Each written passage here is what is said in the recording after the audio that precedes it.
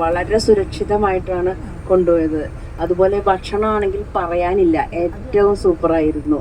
പിന്നെ യാത്രയിലാണെങ്കിൽ നമ്മുടെ കൂടെ നമ്മൾ സത്യം പറഞ്ഞാൽ ഇന്ന് ഇവിടെ വന്ന് കണ്ടതേ ഉള്ളൂ, യാത്ര തുടങ്ങിയപ്പോൾ വന്ന് കണ്ടതേ ഉള്ളൂ. പക്ഷെ എല്ലാവരും ഒരു കുടുംബം പോലെ പെരുമാറി. ഇത്രയും നേരം നമുക്കിനിപ്പോൾ യാത്ര തീർന്നല്ലോ എന്നുള്ളൊരു സങ്കടം മാത്രമേ ഉള്ളൂ.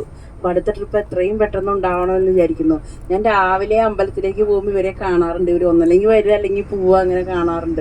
അപ്പോൾ ഞാൻ വിചാരിക്കാറുണ്ട്, ഞാൻ തിരുപ്പതി പോയതാണെങ്കിൽ മോൾക്കൊന്ന് പോകണമെന്ന്. എന്നാണാവോ പെരുവാരത്തപ്പ എനിക്കിത് സാധിച്ചത്. ഇത്രയും പെട്ടെന്ന് ഇത് സാധിക്കും എന്നും വിചാരിച്ചിരുന്നില്ല. എന്തായാലും വരികയും ചെയ്തു. വളരെ സന്തോഷവും ആനന്ദപ്രദവും നമുക്ക് കാര്യങ്ങളൊക്കെ മനസ്സിലാക്കാനുമായിരുന്നു. തിരുപ്പതിക്ക് ഞാൻ മുമ്പ് വന്നപ്പോൾ ഈ ഐതിഹ്യങ്ങളൊന്നും അറിയില്ലായിരുന്നു.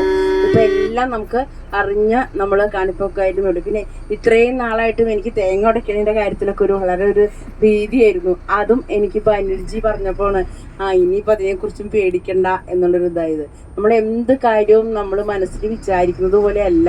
ഓരോ കാര്യം നമ്മൾ അറിയുമ്പോഴാണോ അതെങ്ങനെയാണല്ലോ എന്ന് നമുക്ക് തോന്നുന്നത്. അതുപോലെ ഇനിയും അടുത്ത ട്രിപ്പ് വരാൻ എനിക്കിനി ഒരു മൂകാംബി ആഗ്രഹമുണ്ട്. അതും എനിക്കിനി വരണമെന്ന് ആഗ്രഹമുണ്ട്. അടുത്ത എനിക്ക് വൃന്ദാവന യാത്ര പോകേണ്ടത് കഴിഞ്ഞിട്ടുണ്ടെങ്കിൽ ഇവരുടെ ഒപ്പം ഇനി ഒരു മൂകാംബി യാത്ര പോകാനായിട്ടെന്ന് ആഗ്രഹിക്കുന്നു. ഇനി ഇവരെല്ലാ ആഴ്ചയിലും തിരുപ്പതി എത്തുക എന്ന് പറഞ്ഞാൽ അതൊരു ഭഗവാന്റെ ഒരു അനുഗ്രഹം തന്നെയാണ് ഇവർക്ക്.